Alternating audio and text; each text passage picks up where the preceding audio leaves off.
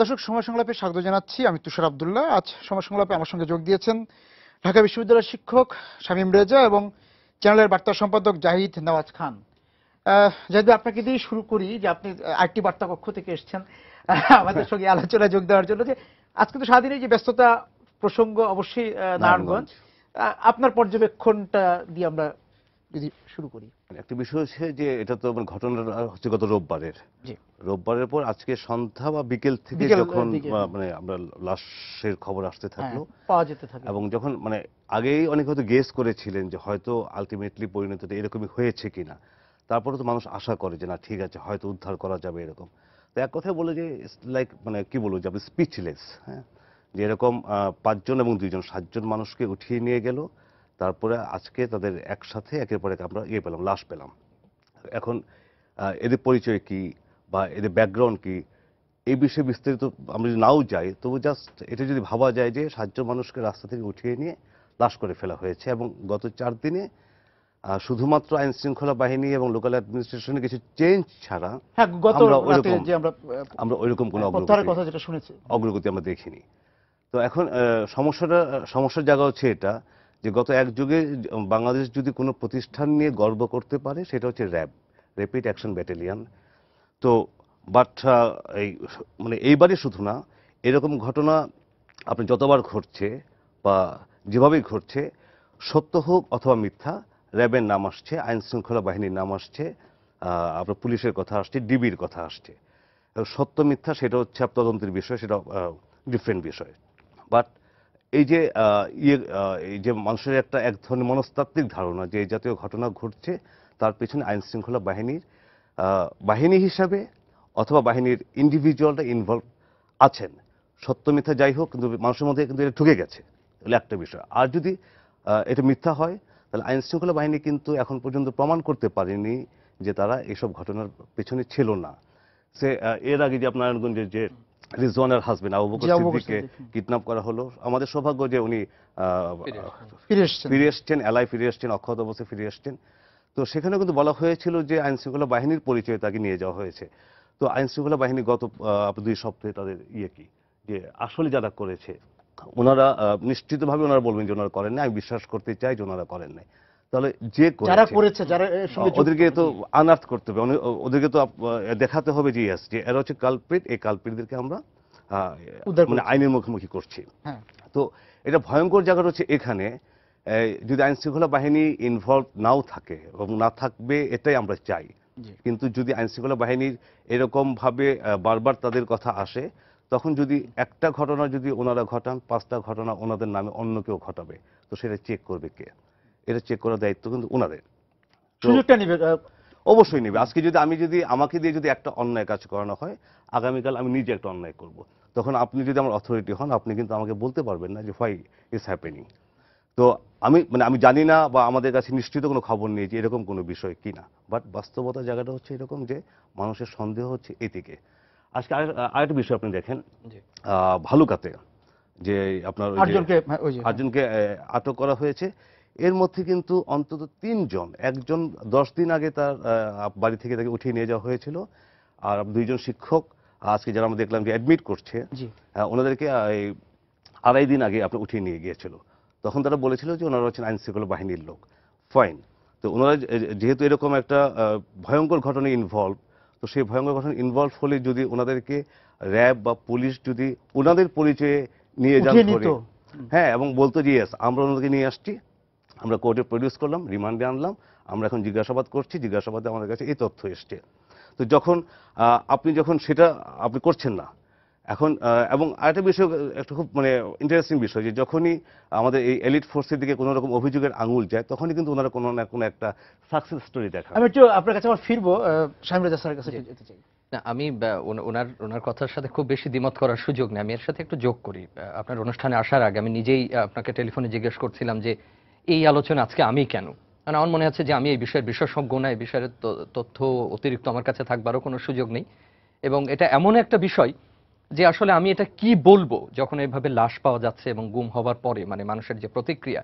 কিন্তু এক পর্যায়ে মনে হলো যে সাধারণ নাগরিক হিসাবে সম্ভবত কণ্ঠস্বরটা তুলে ধরা প্রয়োজন, এবং আমরা সবাই যদি এভাবে বসে থাকি যে আমি এই ব্যাপারে বলবার কেউ না বা আমি এর কোনো স্টেক হোল্ডার না, এমন একটা সময় আসবে সম্ভবত আমাদের প্রয়োজনে কাউকে আমরা খুঁজে পাবো না।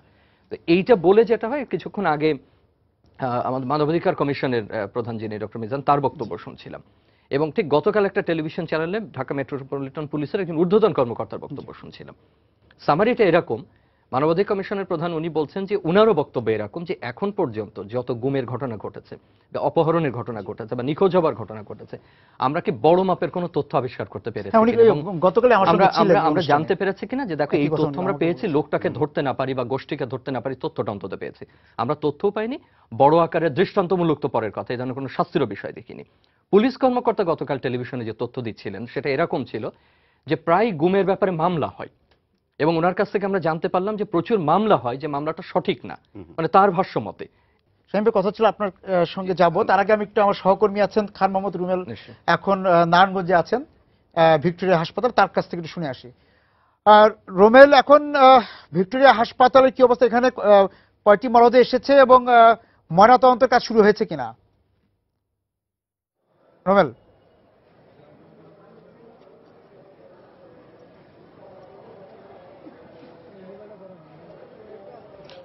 তুষার ভাই, এখন পর্যন্ত আমি যেটি জেনেছি যে ভিক্টোরিয়া হাসপাতালে এখানে 5টি মরদেহ নিয়ে আসা হয়েছে। তো আপনি জানেন যে 6টি মরদেহ উদ্ধার করা হলেও একটি মরদেহ কিন্তু এখনো পর্যন্ত এখানে এসে পৌঁছয়নি। আরেকটি বিষয়, মাত্রই এই এখন থেকে 5 থেকে 7 মিনিট আগে সর্বশেষ যে 2টি মরদেহ, সেই 2টি মরদেহ এখানে এসে পৌঁছেছে। তো এই নিয়ে মোট মরদেহের সংখ্যা দাঁড়িয়েছে 5টি। আর এখনো পর্যন্ত আমরা যতদূর জানতে পেরেছি যে ময়নাতদন্তের কাজ কিন্তু এখনো পর্যন্ত শুরু হয়নি, তবে কিছুক্ষণের মধ্যে শুরু হবে এমনটাই আমরা এখানে যারা আছেন তাদের সঙ্গে কথা বলে আমরা জানতে পেরেছি। আর একটি বিষয় যে প্রথমে যার লাশটি এখানে আনা হয়েছিল তিনি হচ্ছেন যে কাউন্সিলর নজরুল ইসলাম। তো আমি এখানে কিছুক্ষণ আগেও নজরুল ইসলামের যে স্বজনরা আছেন তাদেরকে এখানে উপস্থিত দেখেছিলাম। তো তাদের বেশ কয়েকজনের সঙ্গে কিন্তু আমি কথা বলারও চেষ্টা করেছিলাম। তো আপনি জানেন স্বাভাবিকভাবে যে মরদেহটি উদ্ধারের পরে তাদের মানসিক অবস্থা এতটাই খারাপ যে তাদের সঙ্গে আমি কথা বলার চেষ্টা করেও কথা বলতে পারিনি। তবে তারা সবাই খুবই মর্মাহত। আর এই নজরুল ইসলামের মরদেহ ছাড়া আরো যে বাকি 4টি মরদেহ রয়েছে তাদের কোনো স্বজনদের কিন্তু এখনো পর্যন্ত এইখানে আমি দেখতে পাইনি। আর যেটি এই হাসপাতাল কর্তৃপক্ষ আছেন কিংবা এখানে যারা উপস্থিত অন্যান্য মানুষজন আছেন, কারোর সঙ্গে কথা বলেও কিন্তু তাদের পরিচয় সম্বন্ধে এখনো পর্যন্ত নিশ্চিত হওয়া যায়নি। তবে একটা বিষয় এখানে একটু জানিয়ে রাখি যে এই যেই হাসপাতালটিতে, অর্থাৎ ভিক্টোরিয়া জেনারেল হাসপাতাল নারায়ণগঞ্জের, এখানে একে একে মরদেহগুলো নিয়ে আসা হচ্ছে। তো আমরা দেখেছিলাম যে এখানে কিন্তু যে নারায়ণগঞ্জের সর্বস্তরের মানুষ এখানে ভিড় জমিয়েছেন, যে একটি একটি করে মরদেহ আসছে, এবং আমরা এমনটাও দেখেছিলাম যে সবাই আসলে মরদেহের মুখটি দেখে চেনার চেষ্টা করছেন যে তাদের পরিচিত কেউ কিনা। কিন্তু প্রত্যেকটি মরদেহের অবস্থায় আসলে খুব বেশি ভালো নয়, যে আসলে এরকম দেখে শনাক্ত করা এরকমটা খুবই কষ্টকর একটি পর্যায়ে, এরকম পরিস্থিতিতে রয়েছে মরদেহ। ধন্যবাদ রোমেল। তো তারপরেও সারোজা, আপনি যেখানে কথাটা শেষ করেছেন, আমরা এই এই মর্মন্তুদ বর্ণনা শুনতে হচ্ছে এবং জি। একই সঙ্গে আমাদের আলোচনা করতে হচ্ছে, জি। এটা খুবই দুর্ভাগ্যজনক। যে কথা বলছিলাম যে গণমাধ্যমে যে তথ্য দিচ্ছেন সিনিয়র পুলিশ কর্মকর্তা, তাতে দাঁড়াচ্ছে এরকম যে গুম বা অপহরণের মামলা তারা প্রায়ই পেয়ে থাকেন। তার মানে এই বিষয়টা নতুন না।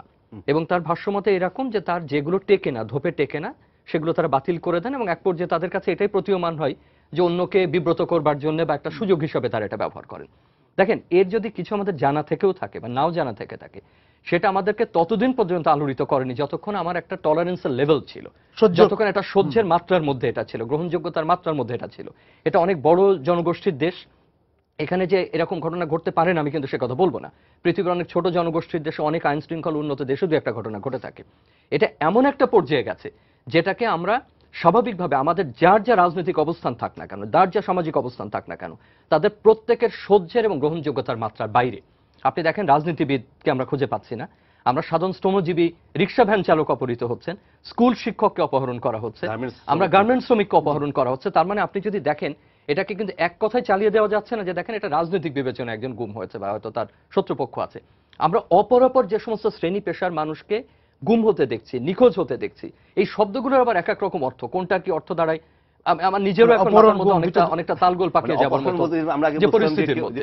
এরকম যে মানে কেউ অপহরণ হলে আমরা ভাবতাম যে র্যানসম চাইবে, হ্যাঁ, মানে এই ধরনের একটা মানে একটা ধারণা ছিল। মুক্তিপণ দাবি করবে, হ্যাঁ। সামাজিক অপরাধের যে তার মানে বিষয়টা ছিল। আমি সামগ্রিকভাবে যে জিনিসটা আমার পর্যবেক্ষণে আসে, যে এটাকে শুধুমাত্র একটা রাজনৈতিক বিবেচনায় বা একটা রাজনৈতিক রং দেবার কোনো সুযোগ এখানে নেই।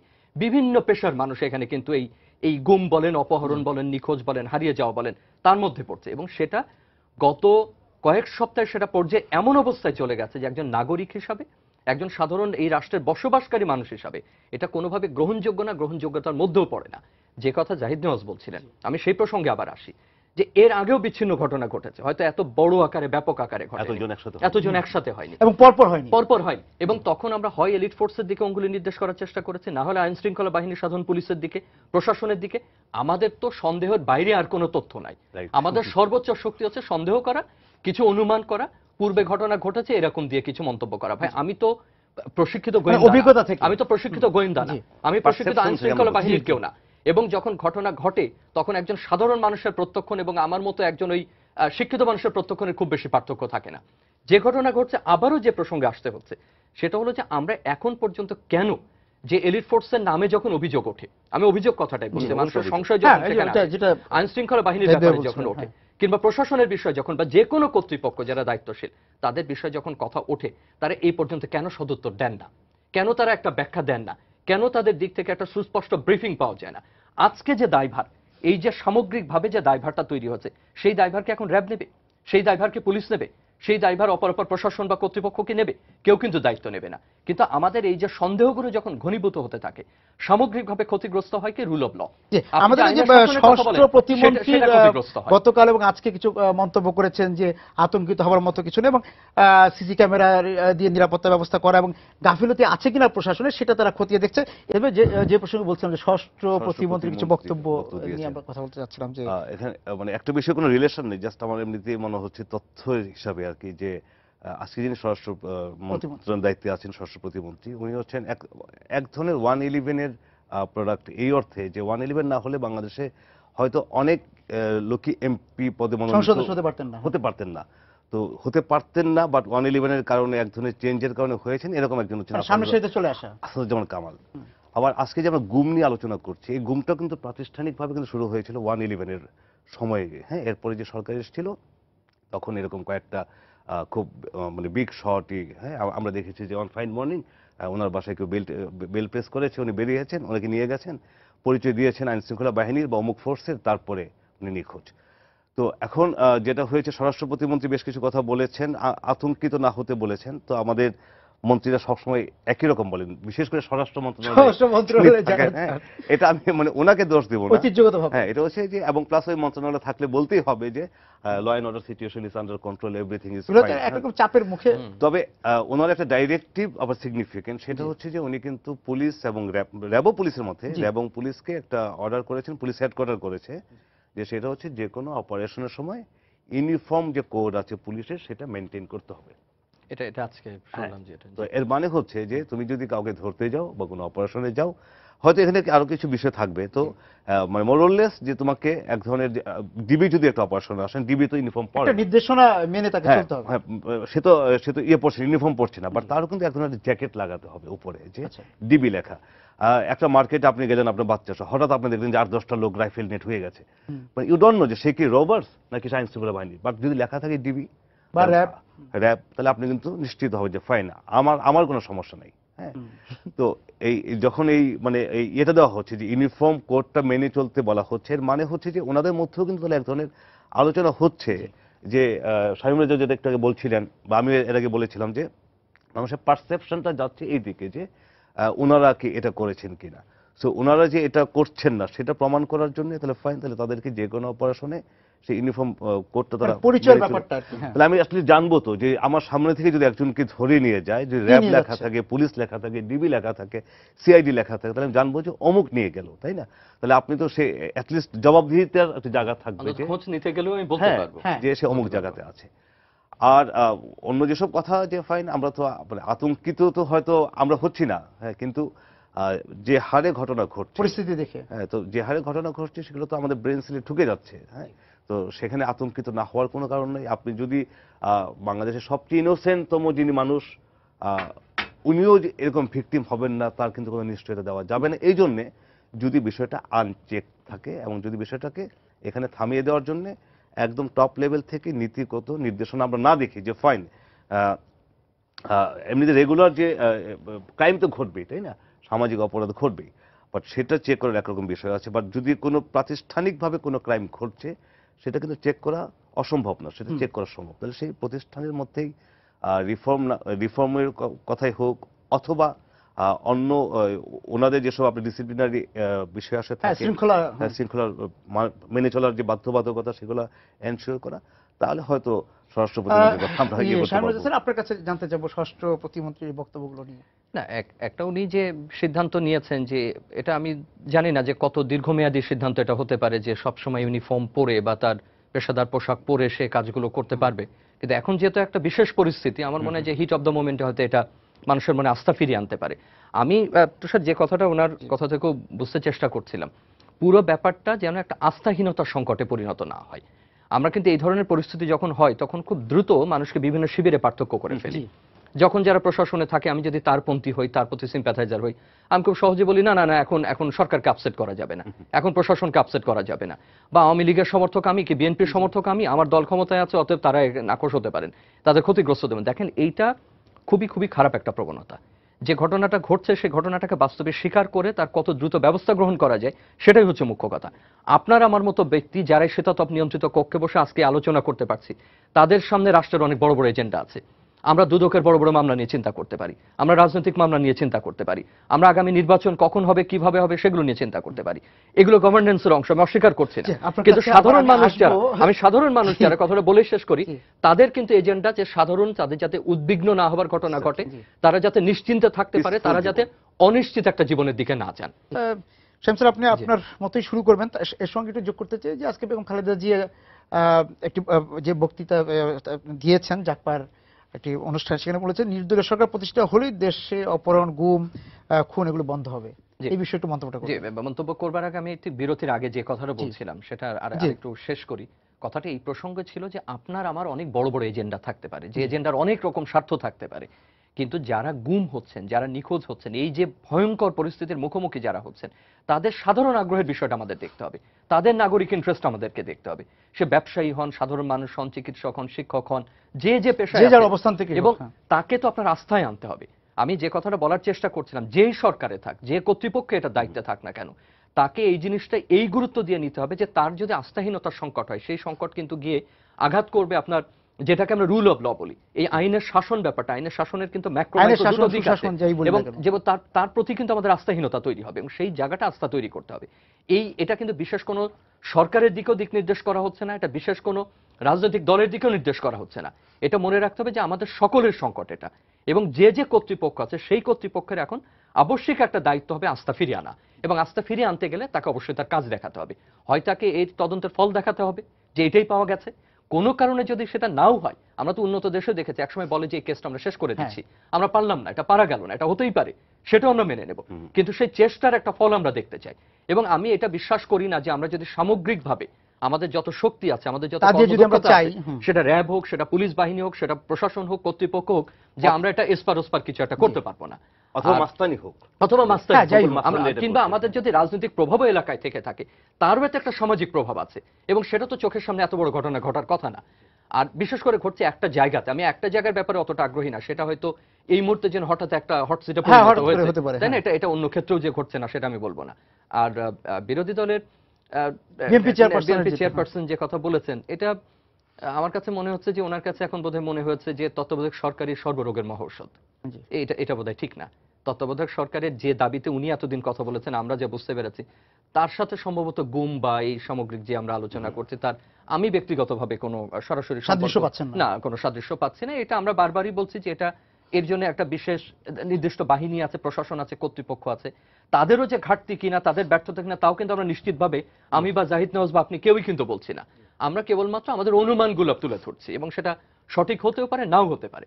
বাস্তবতা হলো ঘটনাগুলো ঘটছে। তবে এইটুকু আমি জোর দিয়ে অন্তত বলতে পারি যে তত্ত্বাবধায়ক সরকারের প্রতিষ্ঠা অপ্রতিষ্ঠার সাথে সম্ভবত এই বিষয়গুলোর আপাতত কোনো মিল নেই, বরং ওনার এখন আরো দায়িত্বশীল কথা বলা প্রয়োজন। এবং মনে রাখতে হবে যে উনিও যখন ক্ষমতায় ছিলেন, ওনার দল যখন ক্ষমতায় ছিল, তখনও যে একেবারে এই ধরনের ঘটনা ঘটেনি, বিচার বহির্ভূত হত্যাকাণ্ডের অভিযোগ উত্থাপিত হয়নি, তাও কিন্তু না। সুতরাং এটা একটা রাষ্ট্রের ধারাবাহিক একটা বিষয়ে পরিণত হচ্ছে। এই ধারাবাহিকতার শিকলটা ভাঙতে হবে, এবং ভেঙে আমার মনে হয় যে নাগরিক হিসাবে, আমাদের দেশের মানুষ হিসাবে, প্রশাসন হিসাবে, রাষ্ট্র হিসাবে, সরকার হিসাবে এইভাবে বিষয়গুলোকে দেখতে হবে, শুধুমাত্র দল বা রাজনীতির বাইরে গিয়ে। জাহিদ ভাই যদি বিএনপি মানে চেয়ারপারসনের বিষয়টা বক্তব্য হচ্ছে যে আমরা মানে আমাদের গল্প আছে না গরুর রচনা, যে আপনি যাই বলেন শেষ পর্যন্ত আপনি গরুটাকে নদীর পাড়ে নিয়ে যাবেন এবং গরু নিয়ে লিখবেন। এখন যেটা হয়েছে যে এই যাই বলা হোক না কেন সেটা বিএনপি নির্দলীয় চেয়ারপারসন, সরকারে যাবে। হ্যাঁ, সেটা হচ্ছে যে নির্দলীয় সরকারের অধীনে ইলেকশন হবে। তবে আমি এক্ষেত্রে একটু যোগ করতে চাই শামীম রেজার সঙ্গে। উনি হয়তো এটা মিন করেছেন যে সুশাসনের বিষয়টা, হ্যাঁ। যে এই সরকারের আমলে সুশাসন নেই, মানে উনি মনে করছেন সুশাসন ফিরে আসলে এগুলো থাকবে তো না। যদি নির্দলীয় সরকারের অধীনে নির্বাচন হয় উনি তাহলে আবার ইলেক্টেড হবেন, উনি ইলেক্টেড হলে সুশাসন নিশ্চিত করবেন এবং এই বিষয়গুলো বন্ধ করবেন।